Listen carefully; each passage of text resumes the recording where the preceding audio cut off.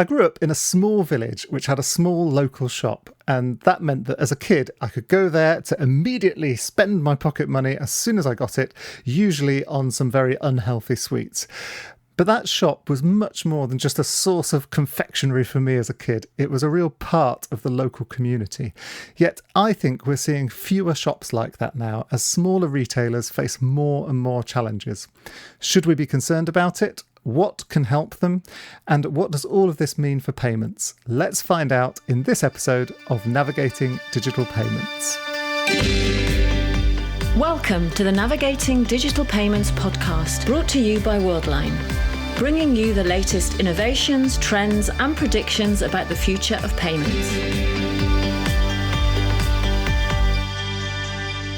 Hello and welcome to this episode of the Navigating Digital Payments podcast. I'm David Daly. I look after the Discovery Hub here at Worldline. And today I'm really delighted to be joined by Sunil Rongala. He is the Senior Vice President for Strategy, Innovation and Analytics for Worldline South Asia and Middle East.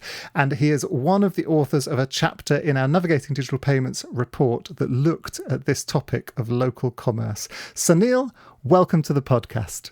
Thank you, David. A pleasure to be here. I also relate to you growing up in a small town because I too grew up in a small town in India where when I was growing up, we just had our small local stores and where we would go and eat our candy and ruin our teeth. But I had such a fantastic time growing up there. It was a real, and I remember it well. I mean, it was a lovely shop.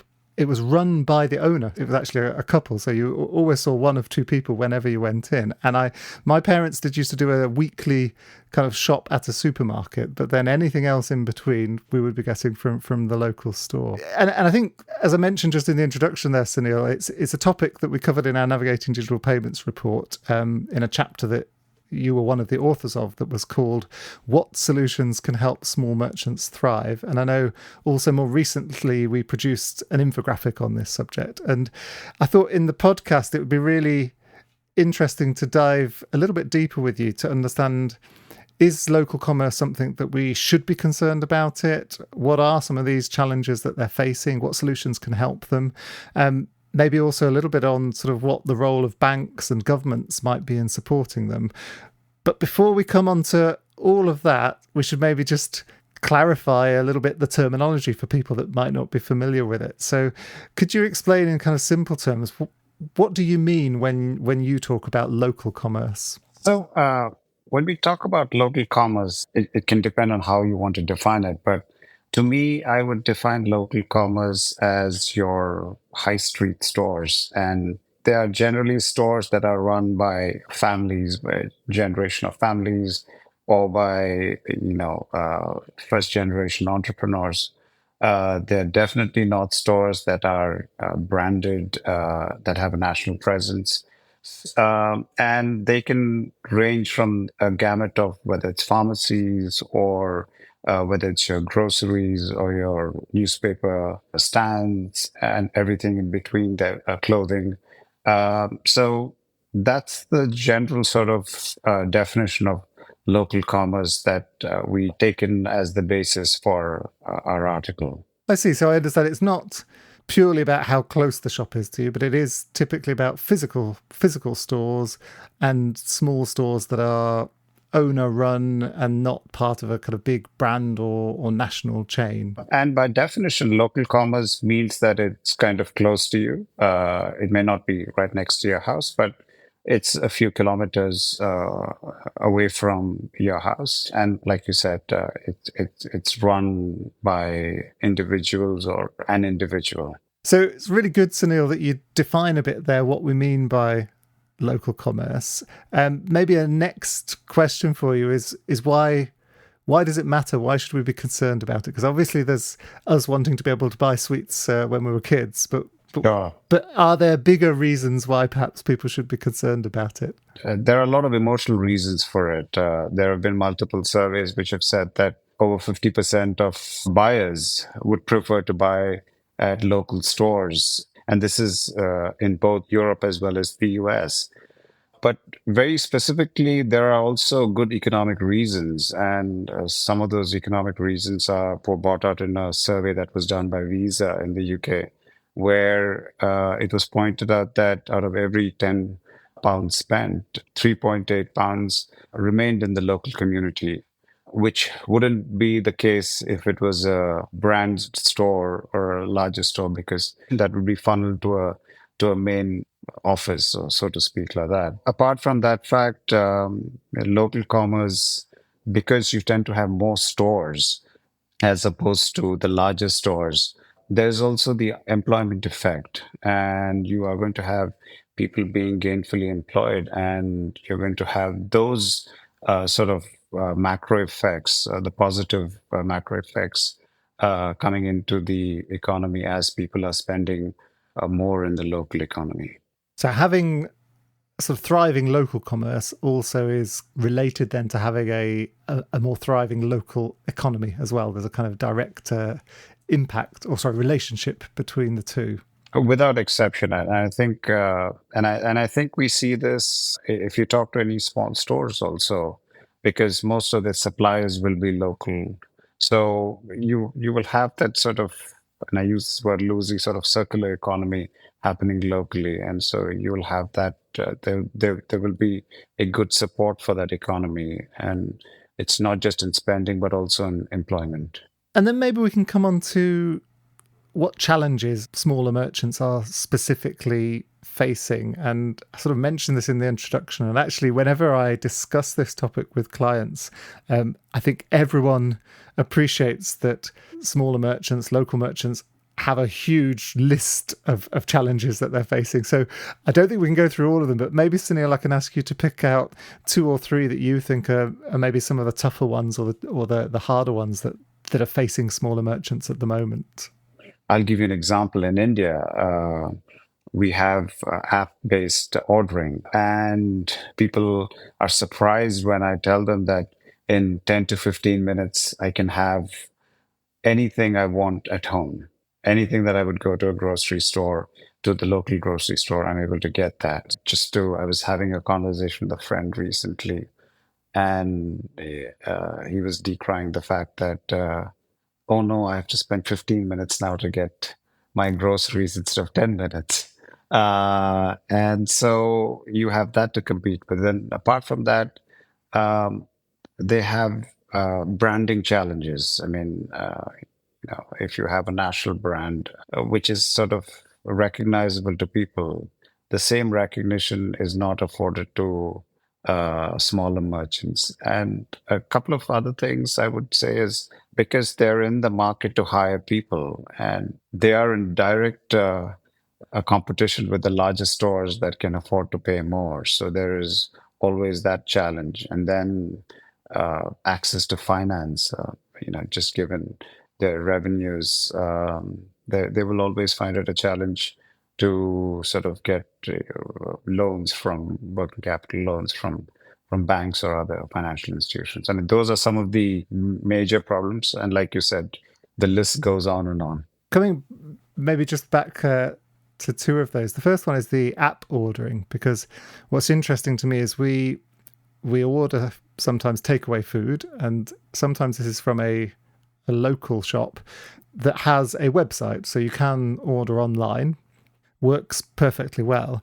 But sometimes we also order from more of a national chain, and they have a dedicated app. And I would say what's incredible to see is the level of targeted offers, notifications. So they know when I usually eat, and they can ping up an offer an hour before I would usually be ordering takeout. And so you realize that it's kind of like, yes, maybe 10 years ago, local stores didn't have any online presence, and national chains had some online presence. And maybe that's shifted, that more and more local stores have some online presence. But then what the national chains are able to do now is the next level of sophistication up. And it just makes it so much more complex. And also, as you said, brand recognition. If I think of local stores that I see still being successful, they're the ones that have really created a strong trust with recurring customers. And I think in a sort of a more and more competitive space.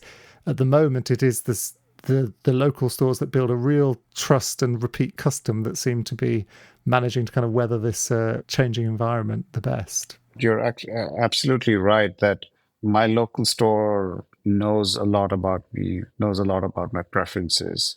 And I think that personalization is something, I mean, obviously, and this is my personal opinion, that, you get these recommendations and everybody thinks that's personalization. But in my view, that's not necessarily personalization. Uh, to me, personalization is the ability to sort of solve a problem for me immediately or offer me what I'm looking for, because I'm not looking for 10 things, I'm looking for one thing. And I think this has also come out in multiple surveys that customer service among the smaller stores is much better than any of the larger stores. I mean, it's obviously a function of number of customers, but that's what is coming out in surveys. So you mentioned four sort of challenges there, Sunil. You mentioned the app-based ordering. You mentioned the kind of brand recognition. You mentioned access to finance and also the hiring and the sort of competition for talent. What sort of solutions are you seeing that can help merchants with these problems? I think there are several solutions, and I probably stick to the more technology-based solutions because that's what they're really up against. From a customer experience standpoint, it is my view that the smaller stores already know what they need to do. But maybe in terms of they can be given sort of, and let's say just sticking to customer experience, they can be given solutions that where they can have run small loyalty programs with their customers, give them discounts on something or the other. And from more what we call as phygital solutions, give them access to technology. So, for example, conversational commerce, where you run your shop through WhatsApp, and given that and WhatsApp stores are sort of becoming more prevalent, and especially in a country like India, where in fact more than 50% of WhatsApp customers actually live in India. And a lot of this is coming for a fairly reasonable price. It's not extremely priced yet, as these solutions once were. So you also have these video shopping experiences, and these can all be run through one app. Obviously, there's also payment services. So in terms of payment services, through the technology solution, I'm talking about through the platform itself, one can offer merchants access to quick loans, giving them multiple payment solutions. And this could be, card, QR, which is your standard kind of things. But you also offer them solutions such as BNPL. It's been shown time and time again that if you offer these solutions like BNPL, there's a higher propensity for buyers to purchase a higher value kind of good. And I think these are on the up and up.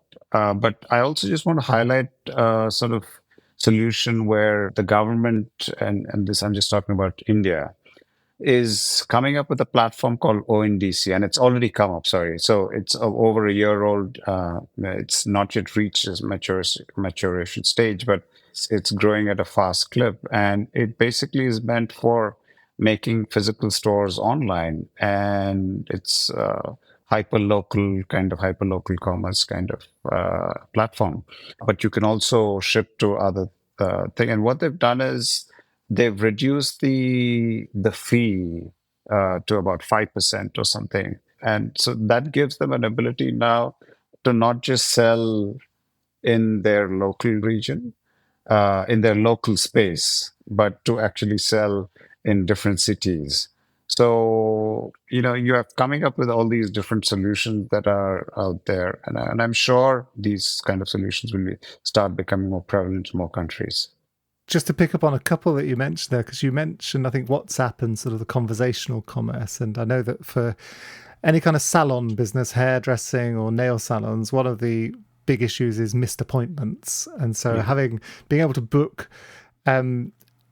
send reminders, but also potentially take a deposit or payment when they book, because of course if you've paid for the appointment you're much more likely to turn up, is a real benefit for the merchants. And I remember speaking to a merchant that was a sort of high-end sort of whiskey and spirits merchant, and they were saying, look, to sell a premium product, the customer expects a level of service, in terms of you knowing about the product, being able to advise about the product. And of course, it's hard to do that if you're stuck behind a till. And that's where solutions that are a bit more mobile or enable them to sort of, give the advice on the whiskey, but then take the payment straight away without having to go to a separate checkout can be really useful as well. So it's kind of, I guess, the different nature of smaller merchants means that they need solutions that are potentially a bit different to if you're a huge kind of mega store type environment. Yeah, because I think when we go, and I think your point is extremely pertinent, because if I do go to a much larger store, I know exactly what I'm getting. I mean, in terms of the service, or whether it's a clothes or a supermarket, or the number of people per capita who are able to help you is much smaller, because just given the crowds that you typically see.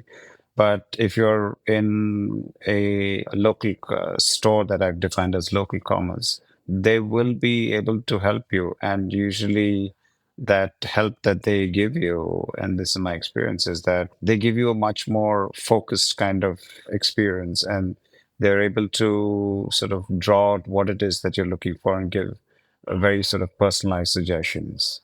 And there is the time for that. That they're able to do. And you're right, it's also an expectation that us as buyers have that from the smaller stores. So in a moment, Sunil, I'd like to maybe finish off by asking you a little bit more about what you think governments and banks can do to support local commerce, and maybe also finally sort of maybe a little bit more on the payment side, if you think there's anything specifically in payment solutions that can help them. Before I do that, I do just want to remind people that if they want to get in contact with the podcast to suggest topics, give us any feedback, then you can do so by sending us an email on ndp-podcast@worldline.com. And also a gentle and friendly reminder that if you haven't already done so, please take a moment to subscribe to the podcast and leave us a rating and a review. So, Sunil, you mentioned this ONDC initiative in India. Are there other things that you've seen governments sort of undertaking in order to support local commerce more? I haven't seen a platform like this anywhere else. It could exist, but I haven't seen such a platform. But I've seen private, marketplaces which are there for the smaller sellers. But the difference, obviously, between these private marketplace and the government marketplace is the fees. The ONDC in India was set up with the very specific objective of getting these smaller merchants onto this platform, and also charge lower fees. But that said, there's always an emotional response that we talked earlier about people have for local commerce. So I've read, in countries like the US and someplace in Europe, where governments tend to encourage people, you should buy at a local store. I recall, and this is our colleague Santi telling us in Barcelona, that they have a card where you can spend at stores that are local in nature. So I think there are more sort of local efforts. I haven't seen any nationwide efforts where it's very specifically designed, saying that this is for smaller merchants. But mind you, on the ONDC, which the government wants to help small merchants, you also have the big merchants on there. So the big e-commerce merchants that are on there. So it's a platform for everybody to get on, but was designed specifically with local merchants in mind. Yeah, and it's interesting. I remember hearing on the news a few months ago, actually, that in the UK there is increasingly this idea that for planning new housing developments, they have this idea of the 5-minute town, where you should be no more than 5 minutes away from, walk away or cycle ride away from a doctor and from a shop, and for basically from all the main services that you need. although I haven't actually seen that translated yet into sort of real developments on the ground, I would say. So you've mentioned there a little bit about government initiatives. What about banks? Because, of course, banks provide a number of services to merchants. Are there things that banks can offer local merchants specifically that can help them? I'll just give an example of the platform that we are working on in India called the One Merchant Hub. So while we're working with our banks, what we have conversations with our banks is how we could help. And obviously, this is a commercial enterprise, so it's not a social enterprise by any stretch. So how do we get some of the banking products to these merchants? And one of the things that we've talked to the banks is giving them access to working capital or to short-term loans. And the other things that we've talked about is how can you give them a commercial credit card? How do you provide them solutions where such as loyalty solutions, which we talked about? So give them loyalty solutions, allow for the merchants to create loyalty solutions for their end customers, offer them solutions such as BNPL. In India, we have something called EMI, which is equated monthly installments, which you buy for, which you typically do for white goods like a refrigerator or a TV, which you are allowed to pay for over 3 months or 6 months. Sometimes the brands themselves subsidize the entire the interest component, or you pay an interest and you pay for the entire amount within a certain agreed set time. So if you give these different options for the end customer, so obviously you have two parts to this. One is the merchant having the goods on display and them having certain access to technology, like we talked about, whether it's the WhatsApp shop or live streaming or those different kind of solutions. But it's also equally important that we provide them solutions like that so that they're able to run a business that much more sustainably. And I suppose it's interesting listening to your answer, Sunil, that I suppose there are some solutions that are quite specific to one vertical or sector. So I mentioned earlier appointment booking. Yeah. Clearly, that's not applicable so much in a grocery store, for example. And then there are things like easy access to finance that is probably applicable to pretty much any merchant environment. And I do remember talking to some merchants, and I think they emphasise that it's also not just about access to finance. It's about easy access to finance at reasonable rates. And Yes. Sometimes I think if the merchant is on the books with a bank doing the acquiring for them, that also means the bank can offer more attractive terms than if it was an unknown person coming to them for the first time, if that makes sense. So yeah, I think it's really interesting to hear that.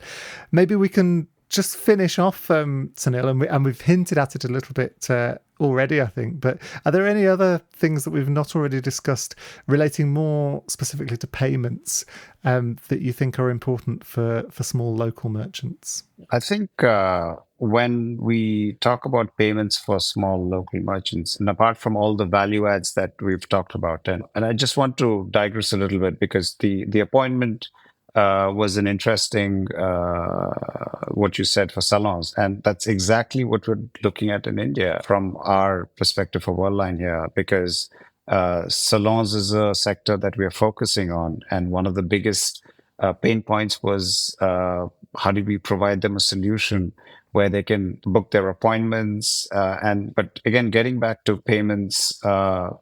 We make sure that we offer them the sort of all the kinds of payments that are available to the payment channels that are available to the larger stores. So whether it is in-store acceptance through cards, or whether you can pay by QR, or whether it's account-to-account transfer. And, if you're looking at other solutions for such as Link Pay, which allows an in-store merchant to send a link through an SMS or through WhatsApp or through email, which would allow a customer to buy certain goods and services from their home, so they don't need to necessarily come in. So my point is that we should be offering these local merchants payment channels that people can pay for, irrespective of whether they're in the store or anywhere else. Could be in the same city or globally.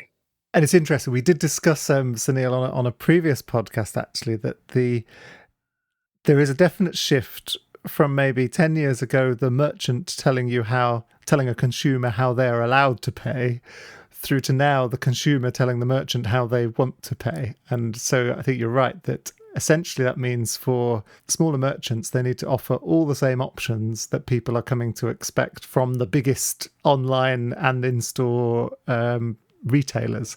And it's interesting that you mentioned pay by link as well, because I think more and more the user experience of reading someone your card details over the phone is feeling pretty out of date. And I even don't like to do it from a sort of fraud and security. It just feels wrong to me to be handing over that information and of course it's a little bit where the trust factor comes in. Maybe you do it if it's a very well-known brand that you've shopped from hundreds of times before, but if it's a small merchant and you've never met them before, it can feel pretty strange to do that. Whereas if they can send you a link that then goes through to a secure payment means, that can seem, I think, much better from a kind of customer experience perspective. And I think you're right as well. Small merchants, they don't need much help with customer experience when it comes to advice on the goods, looking after the customer, etc. Yeah. But of course, then the payment experience still has to be matching that, has to be as good as the rest of the customer experience that they're providing. You're right. I mean, they don't need to be given any knowledge about how to handle a customer, but the people who are now paying through digital means are now very aware of security and fraud issues. So if and I should have mentioned this, that given that now all solutions that are being offered are definitely, with a higher security thing, things like link pay or the ability to send QRs through the phone or what have you, just increases the customers more relaxed when they want to pay. Because I, like you, am very queasy about having to provide my card details on the phone or email. Some stores, or if when I make a payment at a hotel and the hotel is noting down my card details, I tell them, please don't do it.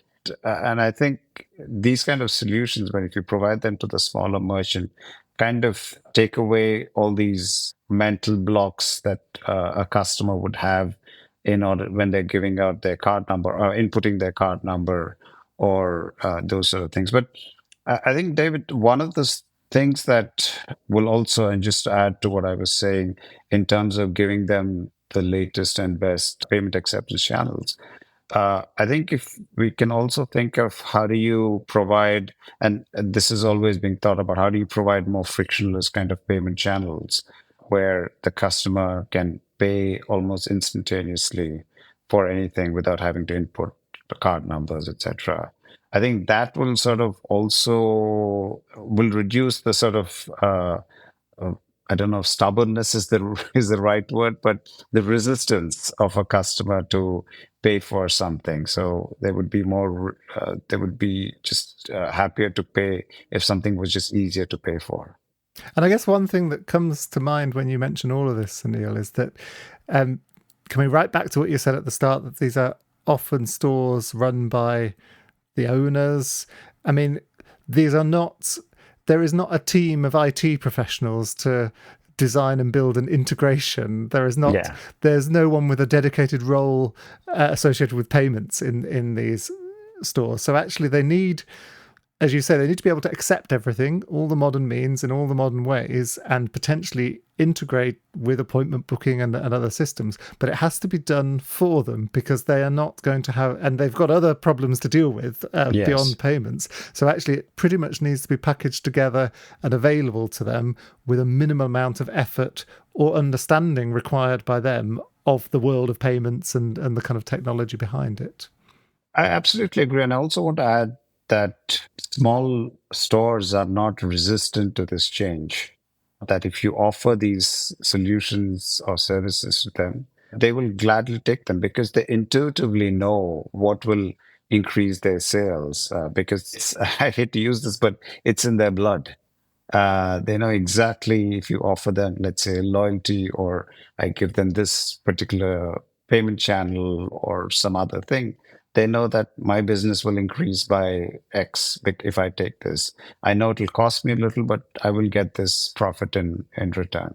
So they're very smart that way. My experience is that smaller stores are not resistant at all to accept new technology or any new solutions. Well, I have to say, Sunil, it's been a really fascinating and enlightening chat with you, certainly from my perspective. Really enjoyed it. I think it was good to understand, first of all, obviously what local commerce is, and then why it's important, why it matters. Very interesting, I think, to explore a little bit the challenges they're facing quite broadly, so not just related to payments, but then also at the end there to bring that back into the world of payments and where perhaps merchants are looking for good solutions that better suit their needs. So really want to thank you for taking some time to join us on the podcast today, Sunil. Thank you, David. It's been a pleasure as always. Likewise. And I should maybe have mentioned at the start, it's your second time, isn't it, Sunil? So you're it is my second time. Veteran of the podcast already. So yes, really enjoyed it. Thank you so much. And of course, that just leaves me finally to thank our dear listeners for joining us once again for this episode of Navigating Digital Payments.